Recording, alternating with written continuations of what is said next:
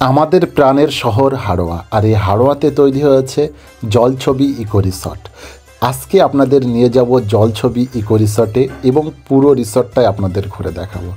আপনারা অলরেডি দেখে নিয়েছেন, এক সাইডে আছে গাড়ি রাখার সুব্যবস্থা, অন্যদিকে শালুক ফুল ফুটে আছে। শুধু তাই নয়, পুরো ইকো রিসর্টটা তৈরি হয়েছে প্রাকৃতিক সৌন্দর্যের মাঝে। তিন দিকে আছে দিঘি এবং অপরদিকে প্রাকৃতিক বন। শুধু তাই নয়, দিঘির পাশে বসার এমন সুব্যবস্থা, পড়ন্ত বিকালে বসে আপনি এখানে আপনার সন্ধ্যাকালীন টিফিন বা চা খেতে খেতে প্রাকৃতিক সৌন্দর্য উপভোগ করতে পারেন। শুধু তাই নয়, আপনি যদি মনে করেন এই ইকো রিসর্টের সঙ্গে দিঘিটা ঘুরে দেখাবেন, তারও সুব্যবস্থা আছে। দেখতে পাচ্ছেন ইকো রিসর্ট থেকে সোজাসুজি দিঘিতে নেমে গেছে একটা ছোট্ট গেট, যেখানেই আপনার জন্য আছে ছোট্ট একটা নৌকা। যে নৌকাটা নিয়ে আপনি পড়ন্ত বিকেলে ডুবন্ত সূর্য দেখতে দেখতে আপনি এই দিঘিটা ঘুরে দেখতে পারেন এবং প্রাকৃতিক সৌন্দর্য উপভোগ করতে পারেন। এবং এর যে বিল্ডিংগুলো এত সুন্দর, এত সুন্দর। শুধু তাই নয়, এখান থেকে একটা লেক তৈরি করা হয়েছে, আর লেকের উপর দিয়ে আপনার কাঠের ব্রিজ। সেই সঙ্গে সঙ্গে এই লেকের সাইডে সাইডে বসার জন্য আপনাদের জন্য এত সুন্দর ব্যবস্থা করা হয়েছে, সেটাও আপনাদের দেখাবো। তো আপনি যদি চান একবার এই ইকো রিসর্টটা ঘুরে দেখতে পারেন। দেখতে পাচ্ছেন এখানে লেকের ধারে আপনার বসার জায়গা, পুরো লেকটা কিন্তু আপনার এই রিসর্টটা বেষ্টন করে আছে।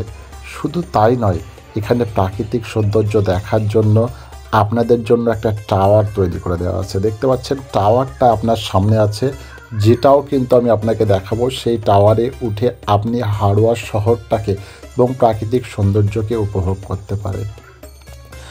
জলছবি ইকো রিসর্টে আছে ছোট্ট একটা সুইমিং পুল, একটা নয় দুটো, যেখানে আপনি স্নান করতে পারেন। এখন আমরা টাওয়ারে উঠছি, ওখান থেকে আমি আপনাকে আমার প্রাণের হাড়োয়া শহরটা দেখাবো।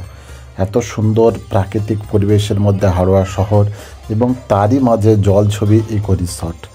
একদিকে আছে বিশাল দিঘি, যেখানে ছোট্ট নৌকায় করে নিয়ে গিয়ে ওই ছোট্ট জায়গাতে আপনি আপনার মনের মানুষের সঙ্গে দুটো গল্প করতে পারেন। এবং ইকো রিসর্টের যে প্রাকৃতিক সৌন্দর্য, এখান থেকে আপনি টাওয়ারের উপর থেকে উপভোগ করতে পারেন।